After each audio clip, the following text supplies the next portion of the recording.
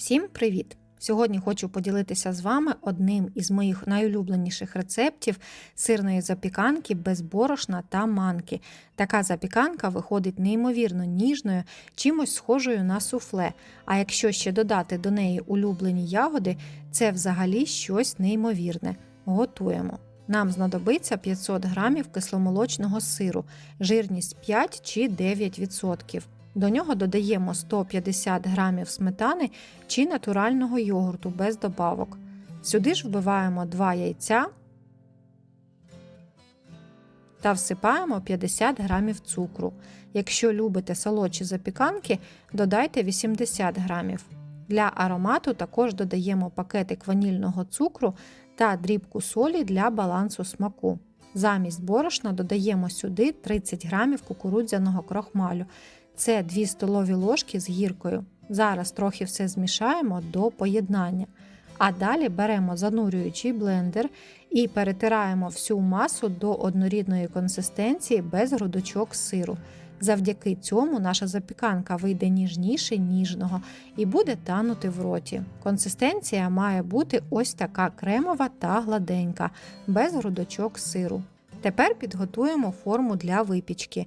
Я взяла круглу діаметром 20 см. Форму вистеляємо пергаментним папером по дну та бокам.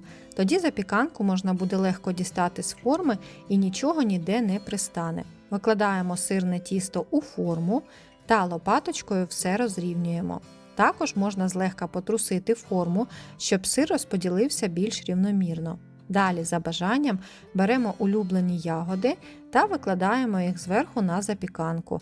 Я взяла заморожену вишню, чудово підійде також малина чи лохина. Зараз прибираємо цю красу в духовку при 180 градусах вверх-низ на 50 хвилин-годину до появи зверху гарної рум'яної скоринки.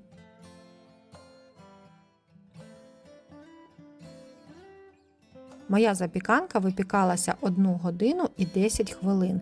Я орієнтувалась на верхівку, яка має бути такою припеченою і рум'яною. Зараз вона гарно піднялася, при остиганні осяде, і серединка в неї ще така рухлива, вона також стабілізується. Тепер залишаю її в духовці при злегка відкритій дверці остигати хвилин на 20. Далі дістаємо запіканку, як бачите, вона трошечки осіла.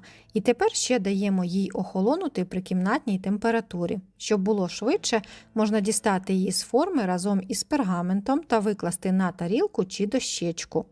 Я б назвала цю запіканку ніжна та повітряна хмаринка.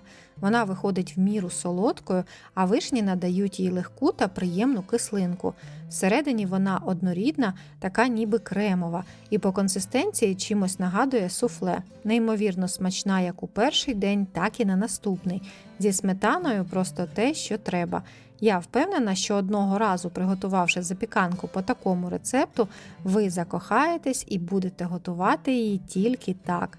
Буду вдячна за вподобайку під відео, коментар та підписку на мій канал. Готуйте з душею та любов'ю, і всі ваші страви завжди будуть неперевершеними. До зустрічі!